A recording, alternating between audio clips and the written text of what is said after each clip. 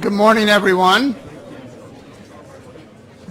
We're going to get started. I'm Anthony Crowell, the Dean and President here at New York Law School, and I always have the honor of giving the welcoming remarks here before Ross Sandler comes up and introduces our speaker. I'm so excited that this is really one of the largest city law breakfasts we've had, and I'm not surprised. Having a phenomenal speaker like Seth come here is the draw for sure, and certainly his incredible leadership at EDC, shepherding its important mission for Mayor Bloomberg. I guess, Seth, you've been in the job for 5 years now? I remember when Seth started, and Seth and I have worked together for a decade, and he's been a phenomenal asset to the city. All of us have benefited from his work with the mayor, his vision, and the level of integrity, creativity, and incredible planning and thoughtfulness, fusing together critical aspects of understanding how technology and science and where we need to go with the city in terms of making it competitive on every possible level, because we are the global leader, has been great. And I have had the pleasure to work with him and benefit from a lot of the knowledge and programs that have been in place. And I'm a member of the EDC board now, which I'm very proud of as well. I do think that the size of this crowd today is really emblematic of everyone's interest and commitment to the growth of the city and understanding certainly where we're going and understanding the aspect that we're going to discuss today, Hurricane Sandy, how a city can take a tragic situation and understand how to rebuild with speed and using the best tools available, and certainly the best people who have tremendous skills to make that happen. So with that, I look forward to Seth's remarks today, and I want to bring up Professor Ross Sandler and have him. I also want to recognize two of our board members who are here today. Kathy Grimm, who is a Deputy Chancellor at the Department of Education, and Ross Moskowitz, who, as many of you know, has a long history as a titan of the city's economic development. We are very lucky to have him on our board, and I benefit tremendously from his experience in this area. So with that, Ross. Thank you. These breakfasts now are in their 20th year, and we're delighted to have them be co-sponsored with the Center for Real Estate Studies as well as the Center for New York City Law here at New York Law School. In addition, we have had support and continue to have support from Verizon, Con Edison, and the law firm of Greenberg Traurig, which has made it possible to have a breakfast like this, no charge, down here in the Civic Center, and we're really grateful to them for that. The topic, as Anthony Crowell described, is really important and is very much on our mind. Our speaker today could not be better fitted to be the leader of those discussions. He native New Yorker, spent part of his youth in Minnesota. He went to Columbia College, graduated, and then went to Wall Street for a short time, decided to go to law school, worked at Cleary Gottlieb. Of course, Cleary Gottlieb's office looked over the World Trade Center site. He was not there on 9/11 and on business elsewhere, but he came back, and as when the firm went back, according to the New York Observer article, he said he looked out the window, and he said, I want to be a part of that rebuilding. And he was able to connect with the city, the EDC, work there in many capacities, most importantly with the contracts that allowed the Silverstein properties to be resolved, issues to be resolved, and construction to begin. Rose up as now the president and dealing with enormous number of really important issues, Willets Point, the tech campus, and economic development around the city. Every year for the past long number of years, we would publish the list of largest contracts the city entered into every year. And every year, the EDC had the largest contracts. The city funnels well over $1 billion a year to through the EDC for economic development, other projects. It is a really important agency in this city, and one that deserves in many ways of more publicity for all that it does. We are happy to welcome Seth Pinsky, President of EDC, to this podium.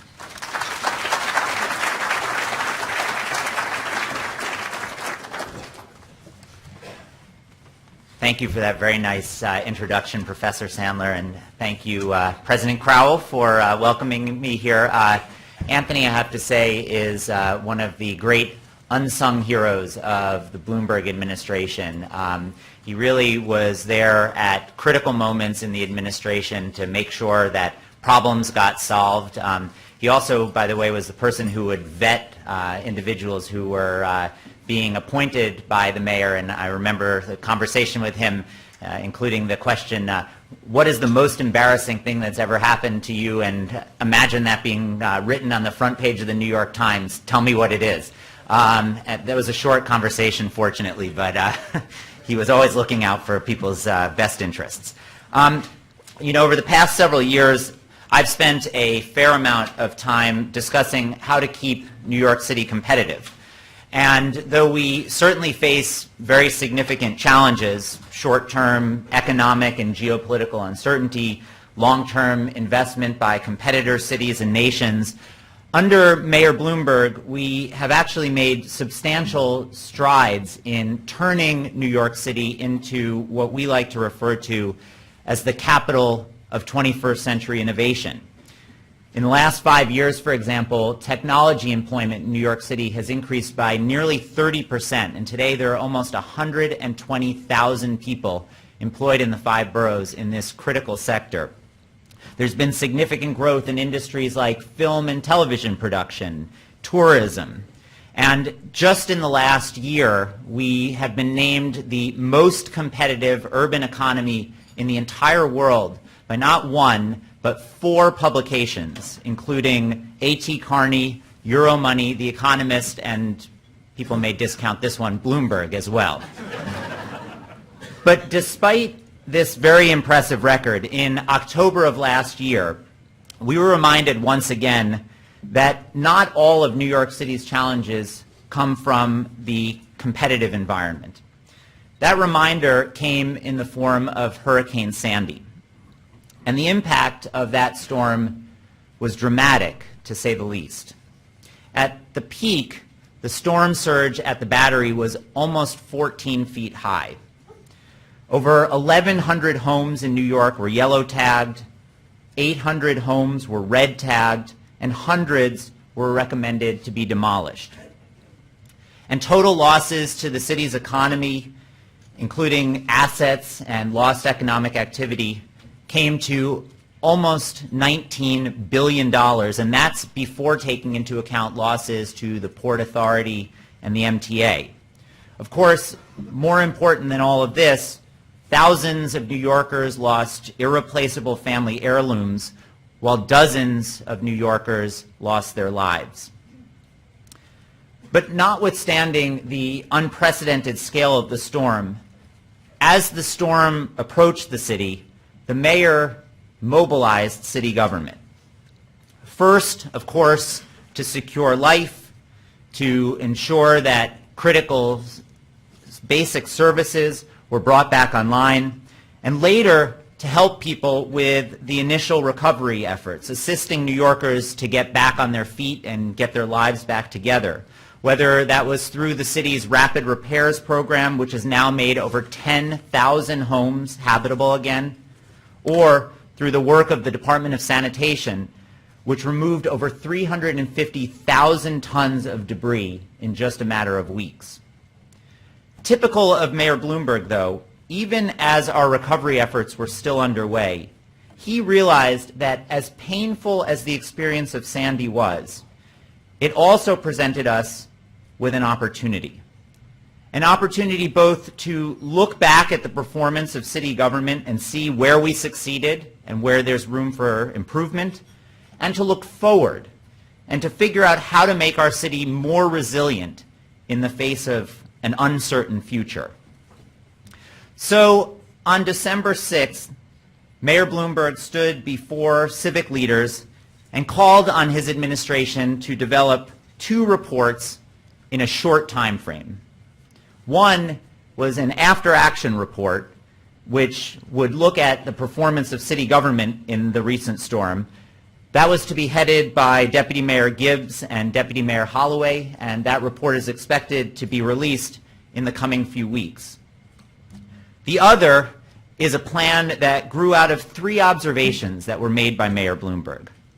The first observation that the mayor made was that as we recover from Hurricane Sandy, we can't just think about the short term. We also have to think about the medium term and the long term. The second observation that the mayor made was, though we have to focus on the neighborhoods in the city that were particularly impacted by this storm, we can't just focus on those neighborhoods. We have to think about this impact citywide. And the third observation that he made was that we can't just think about Hurricane Sandy. In fact, we can't just think about hurricanes.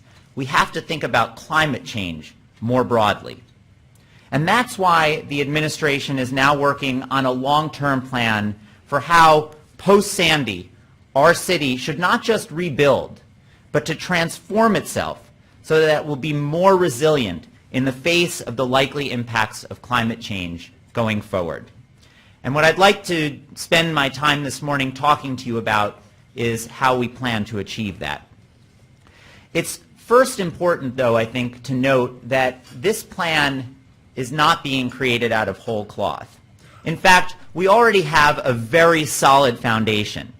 In 2007, Mayor Bloomberg released his groundbreaking Plan YC, which not only set forth aggressive goals for the city relating to the causes of climate change, like, for example, reducing greenhouse gas emissions in New York City to a level 30% below their levels in 2005 by 2030, a goal, by the way, which we are now about halfway through achieving, but also put forward a long list of adaptation-related initiatives on which the administration has been focused in the years since. And since the report, other agencies, from the Office of Long-Term Planning and Sustainability to the Department of Transportation to the Department of City Planning, Department of Environmental Protection, and many others, have created detailed adaptation and resiliency blueprints which have become national and international models. Our goal with our new plan is to build on all of this work. So what will our report address? The plan is for our report to address 3 questions that Mayor Bloomberg has posed to us. The first question is a retrospective question, asking, with respect to Hurricane Sandy, what happened? Now, of course, all of us on a certain level know what happened. Our goal, though, is not just to create an anecdotal picture of the impact of the storm, but to gather hard data that allows us to bring the story together in a coherent and comprehensive manner. And I think this is even more important, we also aim not just to learn what happened, but why it happened, which is critical to making changes as we move forward. The second question posed by Mayor Bloomberg, meanwhile, is a prospective question. It asks the following: while Sandy has come and gone and never will return again, something is clearly changing in the environment around us that we have to address. For example, in the last 3 decades alone, the sea level around New York City has risen by several inches already. As a result, the question we must ask is, what is the future likely to look like in New York given these changes? And we're going to ask that question both in the medium term, which we're defining as the 2020s, and in the long term, which we're defining as the 2050s.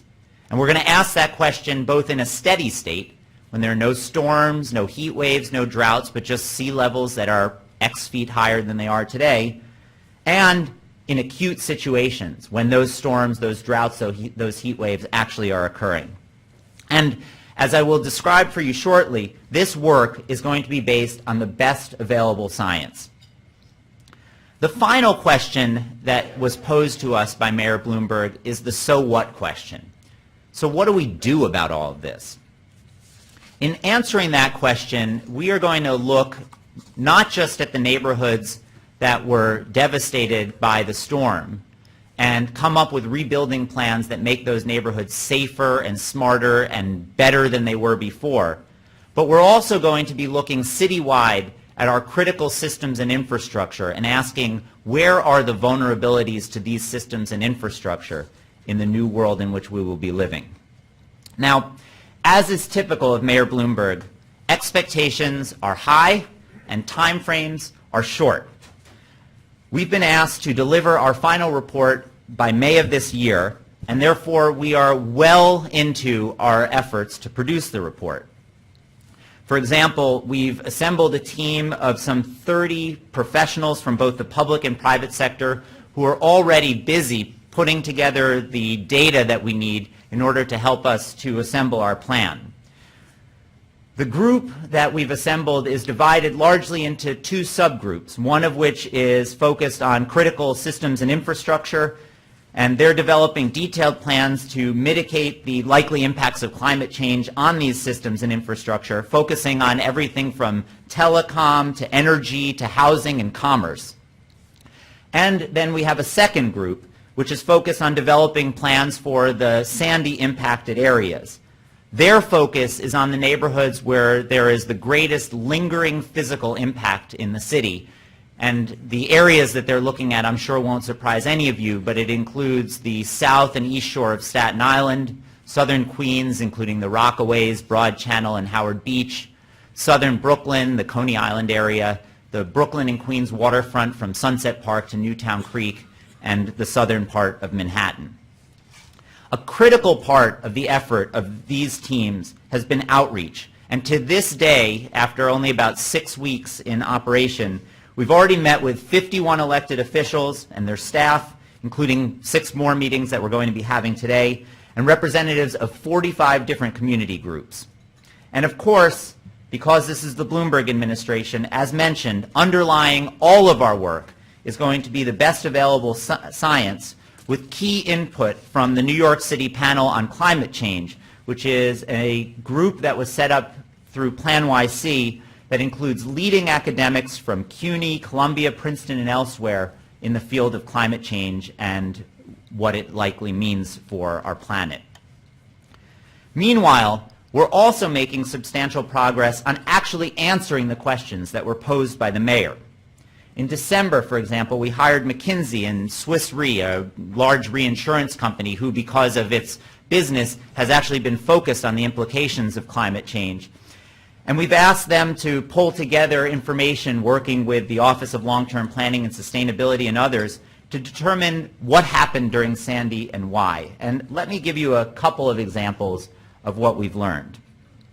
As you can see on the screen, what we've pulled together is a chart here of the percentage of gas stations in New York City that were open in the days after Hurricane Sandy. Those are in the dark blue at the bottom of the graph. And what you can see from that is that a very small percentage were open immediately after the storm. The number actually climbed significantly. A nor'easter came, which some people probably don't even remember, right after Hurricane Sandy. The number declined again, and then it increased in waves until it hit a level that was basically a steady state. That's interesting. But what I think is actually more interesting is a chart that was pulled together by the Mayor's Office of Long-Term Planning and Sustainability, where they mapped out the entire supply chain that brings fuel to New York City and figured out where the breaks in the supply chain occurred that led to the shortages in fuel. Was it the port that was closed, pipelines, refineries, the lack of power? This is the information that we're going to be able to use as we figure out how to make that supply chain more robust going forward. Similarly, we also looked at the inundation areas in the city and took a look at the built environment, asking how old were the buildings in these inundation areas. And what you can see is that about 84% of the buildings in the inundation area were built before 1983, which is a critical year because that's when the building code changed. What's more interesting than that, though, is that of the red-tagged buildings in the city, 95% of them were built before 1983, which leads us to believe that the changes in the building code actually did what they were supposed to do. That is, newer buildings were proportionally safer than older buildings were. Again, very important information as we figure out how to rebuild and recover from this storm. Another area where we're making progress is on the second question that the mayor asked of us, namely projections about the future. And here, a very big part of the work that we're doing has been coordinating with FEMA, which is updating their insurance rate flood maps. Now, this may sound like an obscure topic, but it's actually extraordinarily important, and let me explain why. These maps were last updated in 1983, which is not a coincidence. That's also when the building code was updated.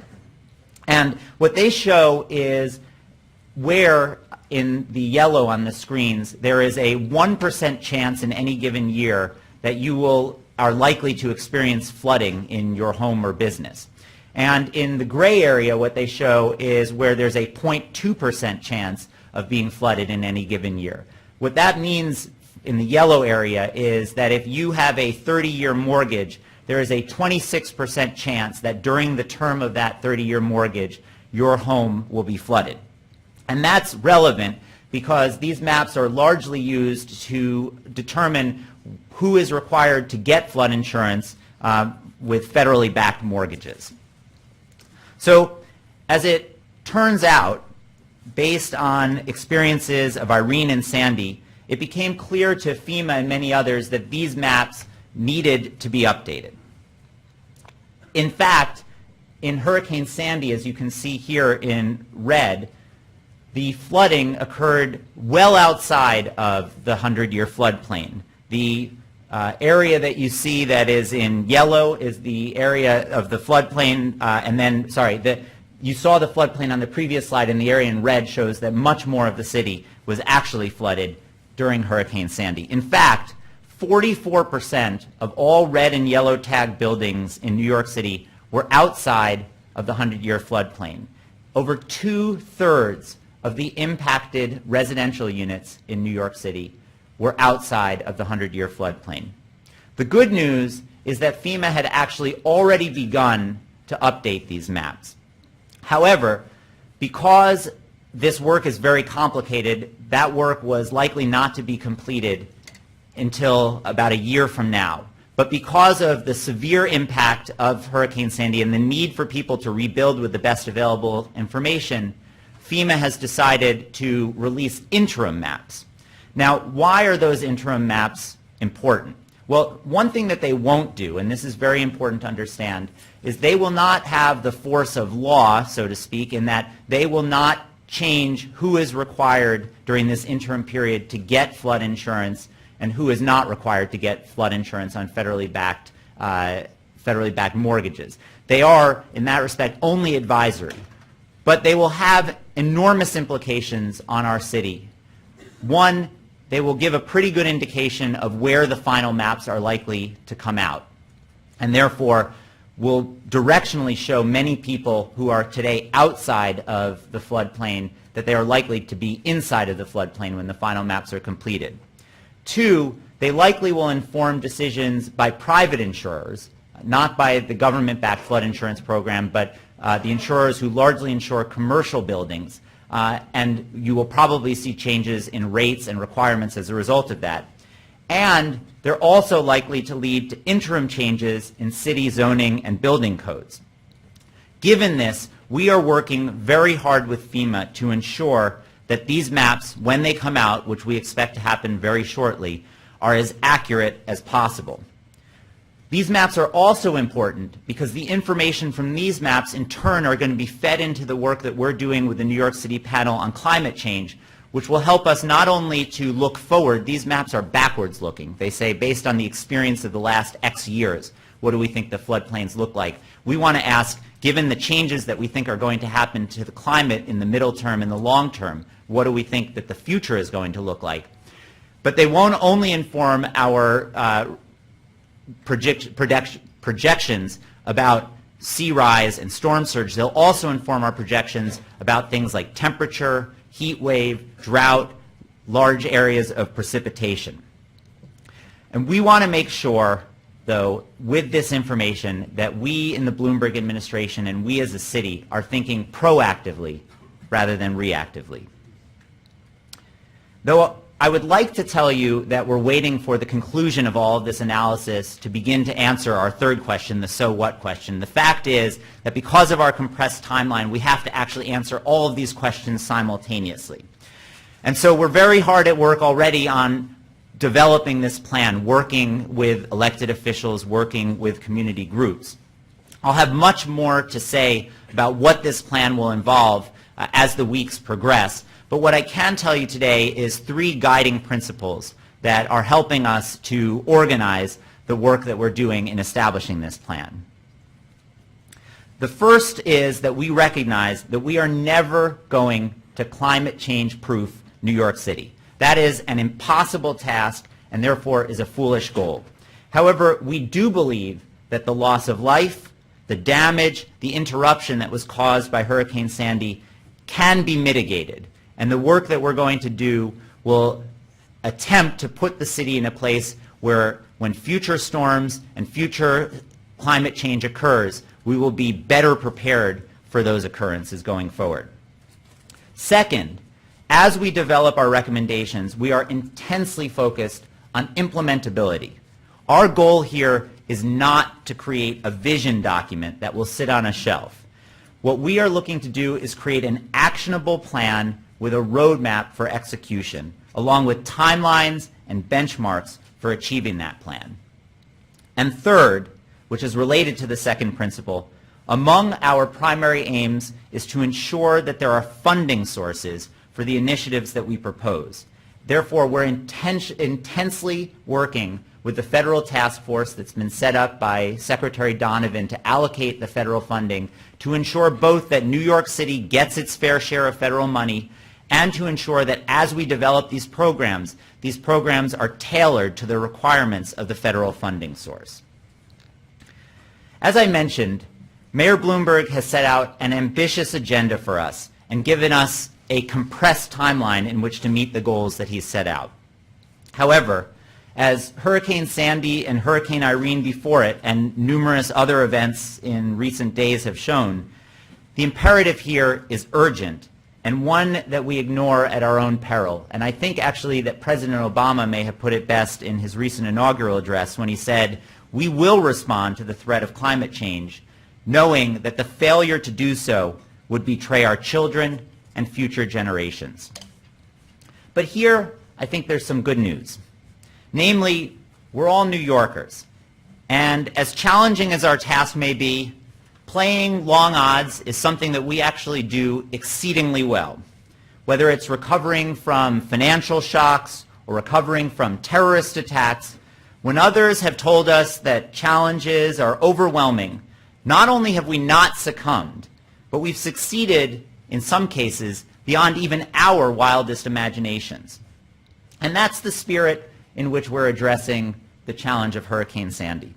Success here, of course, is never going to be absolute, and it's not guaranteed.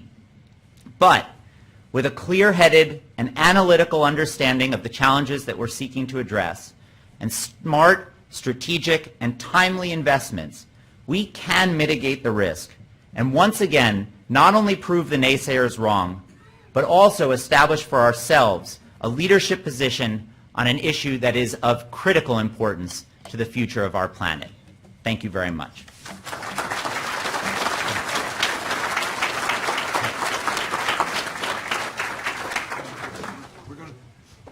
We're now going to take questions, and there are microphones too, and you go to the microphone. The first question, though, you don't need to raise your hand, just go in line, but I'm going to ask my fellow professor, Andrew Berman, who is the head of the Center for Real Estate Studies, to ask the first question. Thanks so much for is this on? Thanks so much for your remarks. Two slightly different questions. One, I'm curious about how you're working with the private sector and how do you expect the developers and the banks to help implement your plan? Are you thinking about incentives, requirements? How would you structure those kind of regulations? And the second, a more personal one for the those of us here at New York Law School is, what do you think in the long term, what kind of programs and training should a law school be implementing for our students who are going to be dealing with this in the medium and the long term? So let me start with the first question first. We, as I said, intend to make outreach a very significant part of our effort. We are meeting with community organizations, we're meeting with elected officials, but we're also meeting with leaders in the private sector. And those meetings are critical. One thing that we can't afford to do is to put in place remedies to climate change that make, for example, development impossibly expensive. And so we both internally are modeling the financial implications of the things that we're exploring, but also externally are talking to leaders in the development community and in other industries to get basically a sanity check on the work that we're doing and to get their take on whether what we're proposing works or doesn't work. I saw Dick Anderson here from the Building Congress, for example. We're going to be sitting down in, I think, a week or 2 weeks to talk about work that they're doing, his members are doing, thinking about this issue, and that kind of input is critical to our success. With respect to your second question, you know, this is just the reality of the world that we're living in. You know, these changes are happening. The changes are going to have real implications on our world. I'm not sure that there's anything that you would need to change about legal education to address these changes. I think it's just important that we as citizens, lawyers, non-lawyers, and everyone in between, that we come to terms with the reality of what we're facing. I think the biggest challenge that we have in this country is that we've wasted a lot of time arguing about whether or not this is happening at all, and therefore haven't begun to address the causes of it, let alone the effects. Maybe in some ways addressing the causes has frozen people because the implications of addressing those causes would require, in some cases, significant changes to lifestyles. In many cases, as we've seen in New York City, you can do it actually without significantly changing people's lifestyles. But the effects, regardless of whether we're ready to address the causes, are something that we're going to be forced to live with. And so, you know, what I would say to all educational institutions is that it's important that your student body be well informed, understand what this means, and that they take this into account, as we need to take into account all the challenges that we face in the modern world. Thanks. Just a quick sentence before my question. My name is Alice Labrie, and I live on the Harlem River in a Mitchell-Lama co-op next to the number 3 train terminus, where we suffered extensive damage. You can hear more about the Harlem River. The Municipal Art Society has a series called Resilience, and they provided a free bus tour of Rockaway, January 11th, hosted by Rockaway Water Alliance. And it's where I learned how the community with the Rockaway Water Alliance, Walter Meyer, and Occupy Rockaway,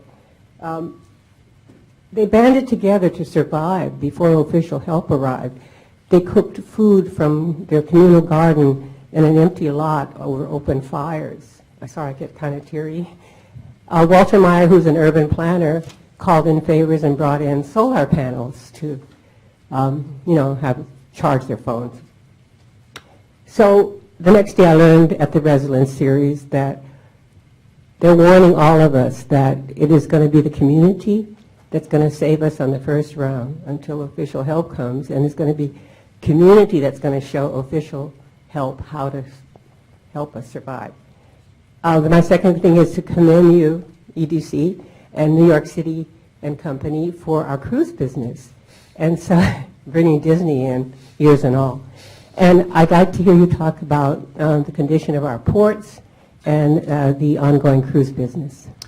Okay, so on your first point, I think actually it's an excellent point. I think the truth is, and I was out in the Rockaways and in the devastated parts of Staten Island immediately after the storm and witnessed this firsthand. I think the truth is that the relief and recovery efforts were a combination of official actions, Police department, fire department, sanitation department, others were on the ground immediately, but also community networks. And they're absolutely critical. And one of the reasons why I think we in New York have been able to recover to the extent that we have, and let me be clear, there's still a lot more work to be done, is because of the strong social networks that we have in our many neighborhoods. And so that's certainly something that we are considering as we develop our plan, is not just the official actions that need to take place, but the unofficial actions as well. So I think your point is well taken. With respect to our cruise business and our ports, we actually, on the cruise side, have seen a dramatic rise in cruise activity throughout the city, both at the Manhattan Cruise Terminal and also at the Brooklyn Cruise Terminal. Actually, the Brooklyn Cruise Terminal sustained significant damage from Hurricane Sandy because it's at sea level, obviously right on the water. We were able to get that facility back up and running. It welcomed the Queen Mary either at the very beginning of January or very end of December, and now it's set to continue to welcome cruise ships. In the meantime, we didn't actually lose a beat. Ships that were supposed to go to Brooklyn during that interim period ended up going to Manhattan, so we didn't actually lose any business on the cruise side as a result of the storm. We're expecting that that business will continue to grow. You mentioned Disney. A number of other lines are bringing in bigger ships than ever to New York. They're talking about home porting them, which means that they'll actually be based here in New York, which is very exciting news, I think. On the port side also, we're seeing dramatic growth in the working waterfront in the city. The EDC is making significant investments, for example, in Sunset Park on the working waterfront.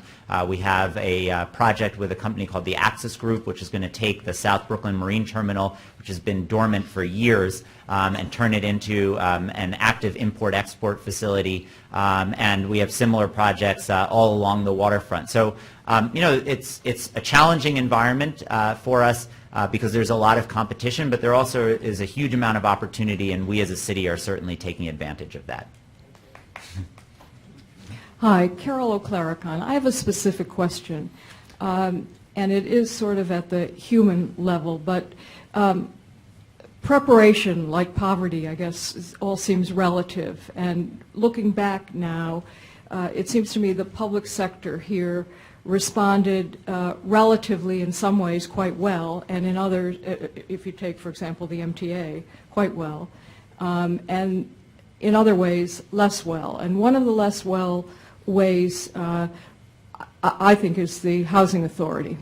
And I am curious, from everything you had laid out, it didn't seem to me where the distinctions are in your project, looking at what the city is itself responsible for, and also trying to make whatever improvements you can make in the remainder of your administration, and in particular in the Housing Authority. So, first of all, I think it's important to understand the context in which NYCHA, the New York City Housing Authority, operates. This is by far the largest public housing authority anywhere in the country.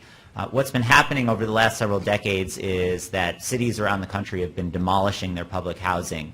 And as a result of that, New York City, which has not demolished its public housing, has represented an increasingly large percentage of the total public housing pie.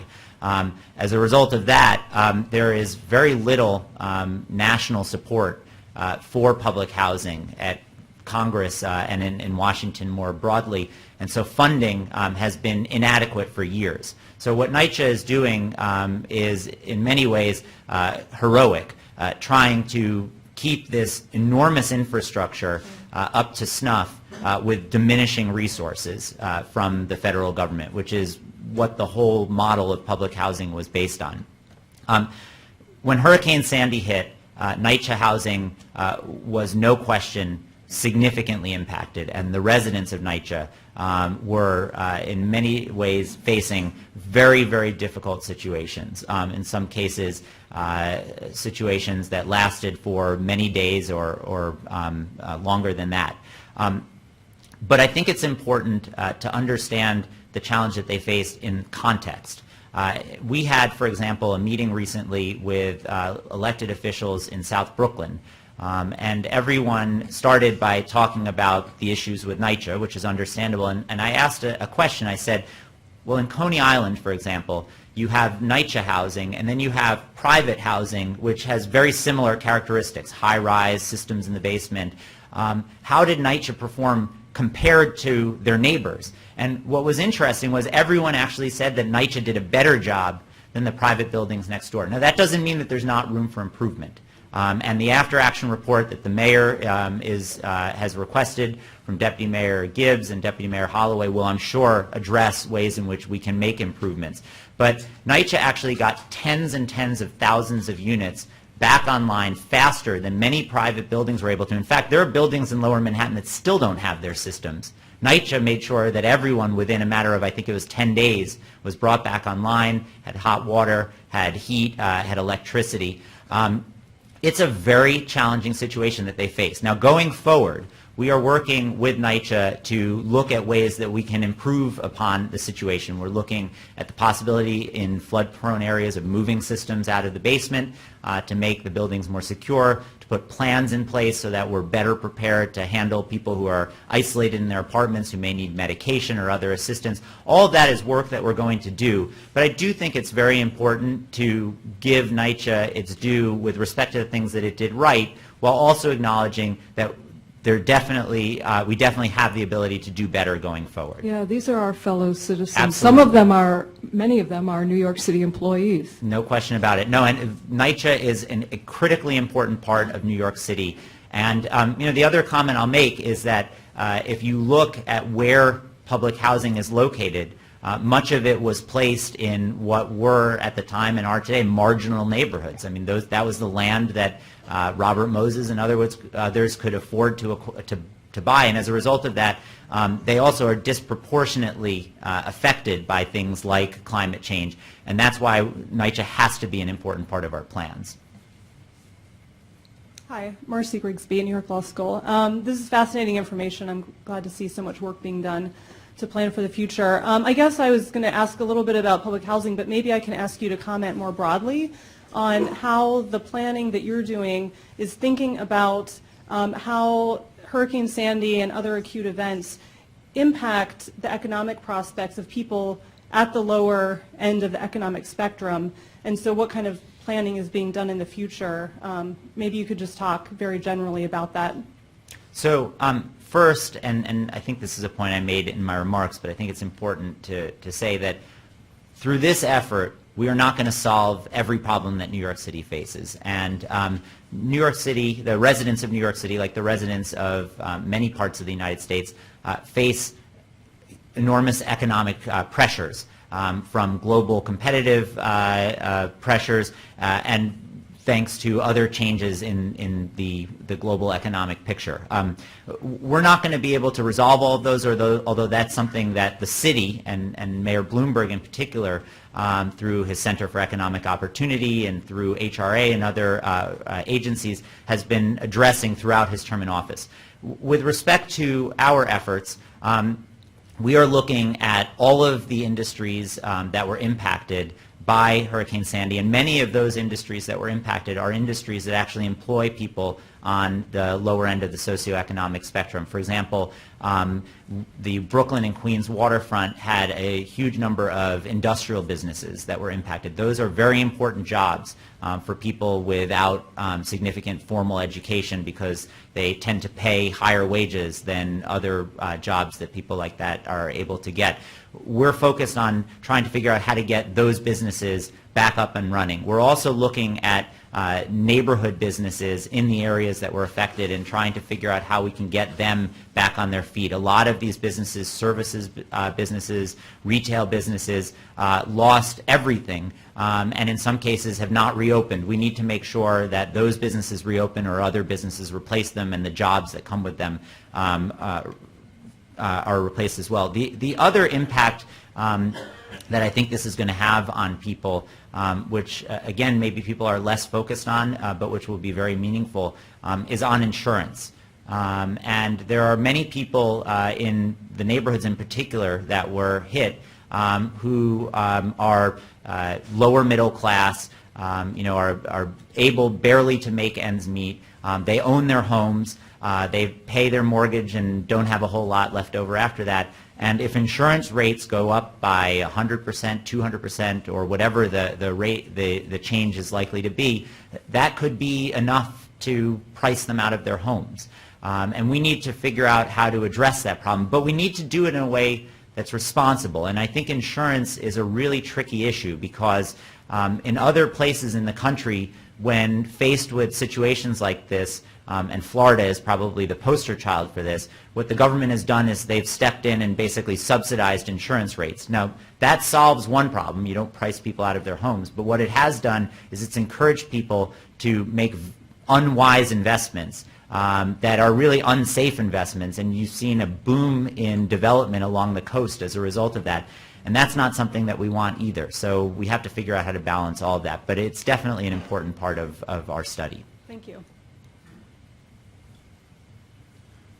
Hello. We all know that transportation was dramatically affected by the storm.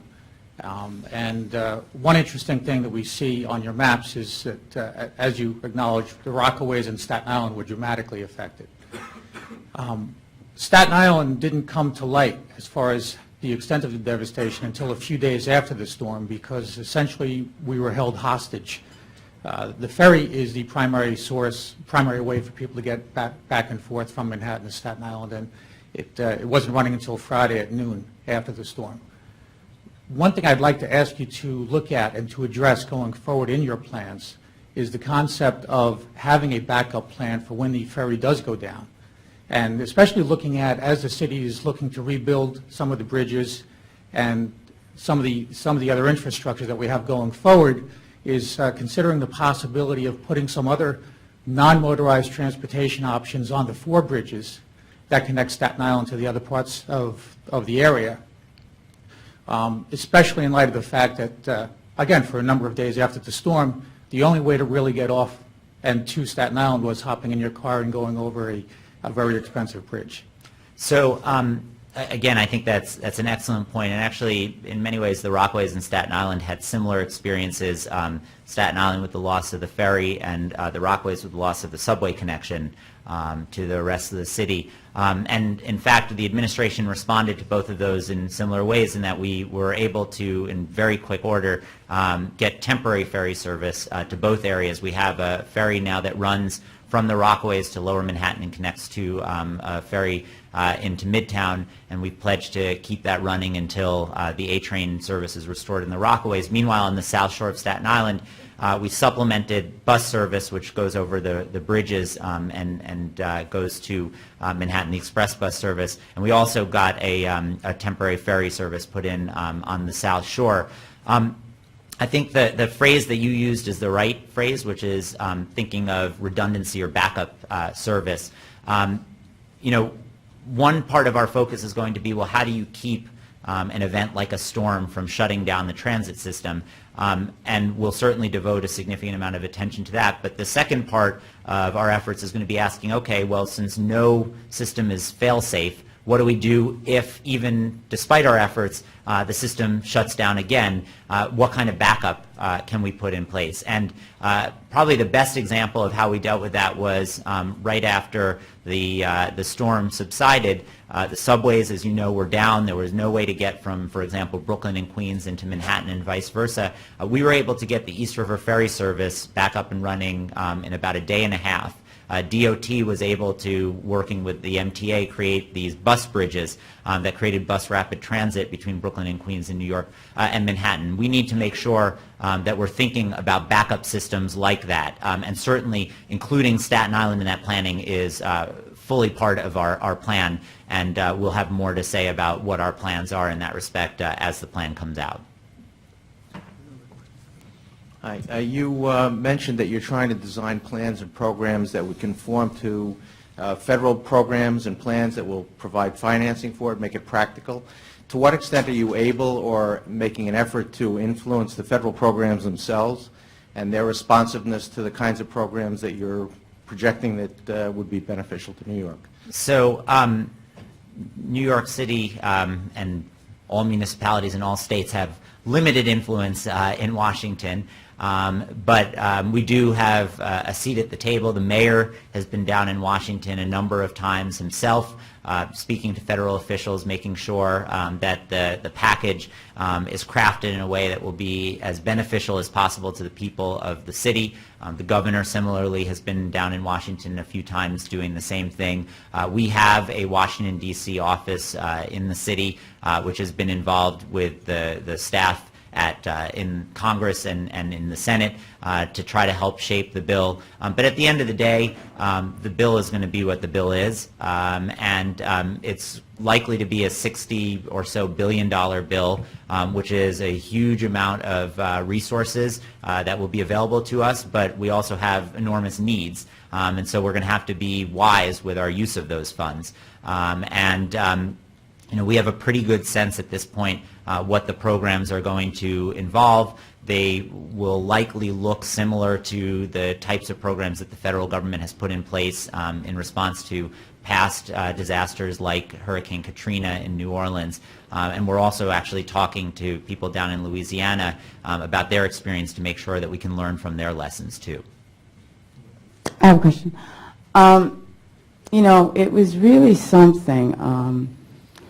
Still trying to recover, just lost a lot of money, all kinds of, and it's really horrible. It's impacted the earlier part of this year.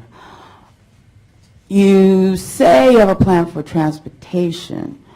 Just to be clear, I say we're developing a plan. Oh yeah, right. I'm not Yeah. putting you on the spot Yeah. for that. I'm going to put you on the spot for something. Okay, good.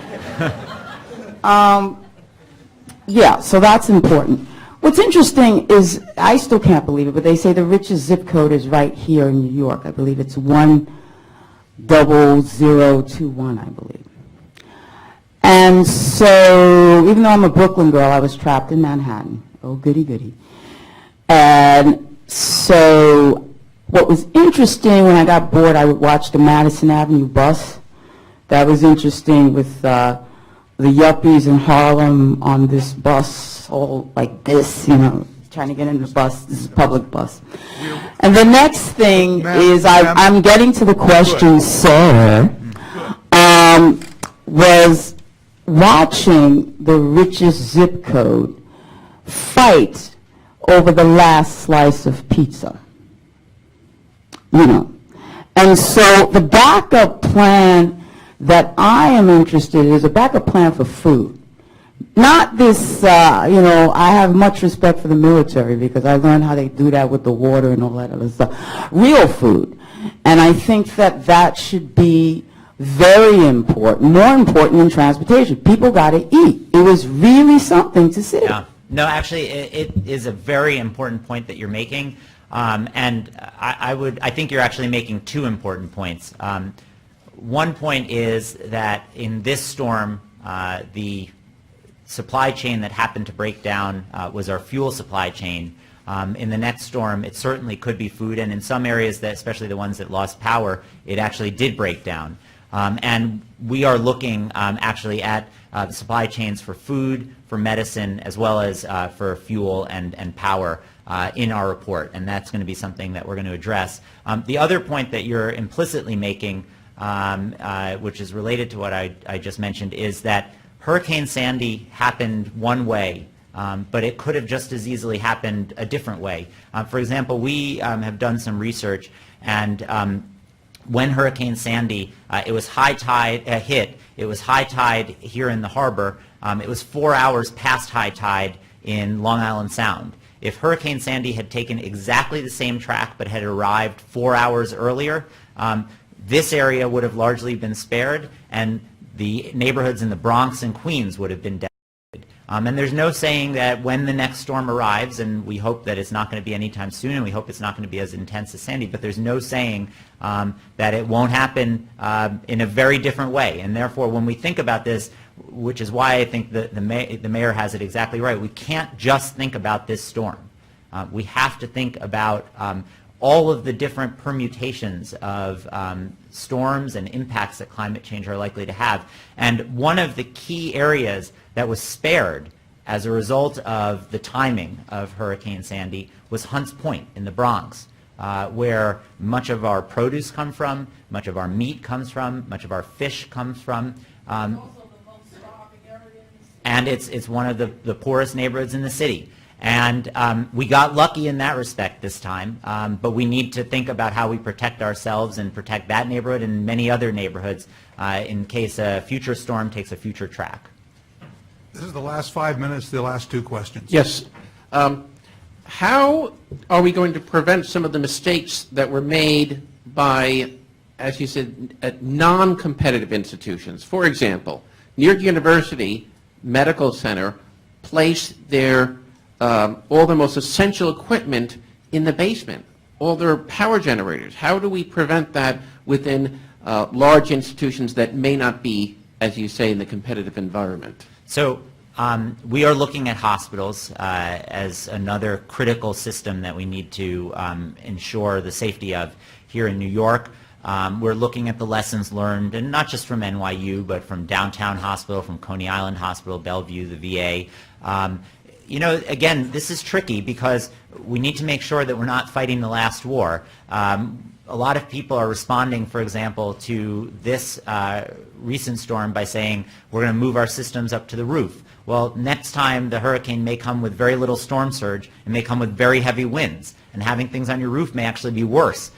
So we need to think all of this through. But we are working very closely with the hospitals. Again, I think it's important to say we are not going to solve every problem. And we also, even if we had ideas for solving every problem, we as a city government don't control everything that happens in the city. So what we're going to do with respect to things that we don't control is make our best suggestions and certainly advocate strongly for those things. And then we'll have to see how other institutions respond to that. The MTA's new subway station in South Ferry was totally destroyed. It'll cost about $600 million to rebuild it. The MTA is now in the process of 3 large new projects that will last 100 years. The East Side Access, 2nd Avenue subway, and the number 7. All of those were built with the 100-year flood projection, not the 500-year. What, if any, changes are they making in the redesign as they're going along to meet the 500-year plan, which you said affected 40% of unanticipated people? And is that part of what your plan is about? So speaking of institutions that we don't control, the MTA is one of them. You know, we obviously work very closely with them, and we're discussing what their plans are. They are, under the direction of the governor, taking this challenge that has been revealed by this storm very seriously, and are in the process of developing their response to it. We'll have to see what that response is, and we'll certainly, as a city, respond to that. But I think that the point that you make is an important one, which is that as we build going forward in the city, we have to make sure that we're building in a way that is realistic about what the changes are likely to be. And in fact, one thing I will say that we as a city actually have gotten largely right, not entirely, but if you look at many of the new waterfront developments around the city that were launched after 2007 and Plan YC, when the city really started to focus on this question of climate change, they actually performed comparatively well because of exactly that kind of planning. The buildings, for example, in Williamsburg along the waterfront did comparatively better than older buildings that were immediately next to them. One of the great stories, actually, of the storm, which we're looking very closely at, is a development in the Rockaways called Arvern by the Sea. Arvern is surrounded by neighborhoods that were absolutely devastated. That new neighborhood, which was built in the last few years, was largely unharmed. They did things like putting sand dunes in front of the development. They moved the development back from the ocean. They raised the land before they built. They put in a very sophisticated drainage system, and it appears to have worked. So in the work that we do, and I'm sure in the work that the MTA is doing, we are now going to take into account all of these changes. We're going to have to take into account all of these changes and make sure that we're planning for the world that is going to be, not the world that we wish was going to be. Do you know if that's if that's what they're actually doing? Well, you know, I think that the MTA is learned a very painful lesson from this experience, and I think their leadership and the leadership in Albany is pretty clear-eyed about the challenge that they face. As I said, I think they're still in the process of developing the plan, so it's hard to comment on whether the plan is going to be an effective one or not, but I do think they really understand the challenges, and they are saying all the right things about being committed to addressing them. Thank you.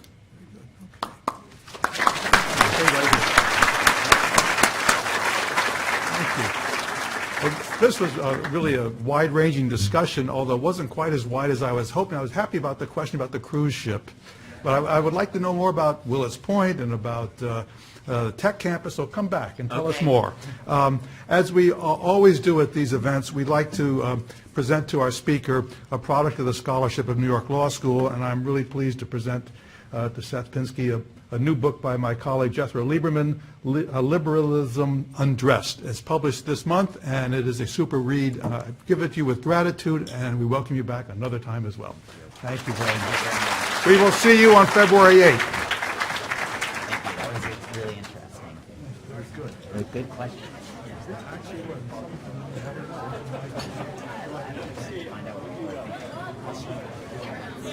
Very well. Thank you.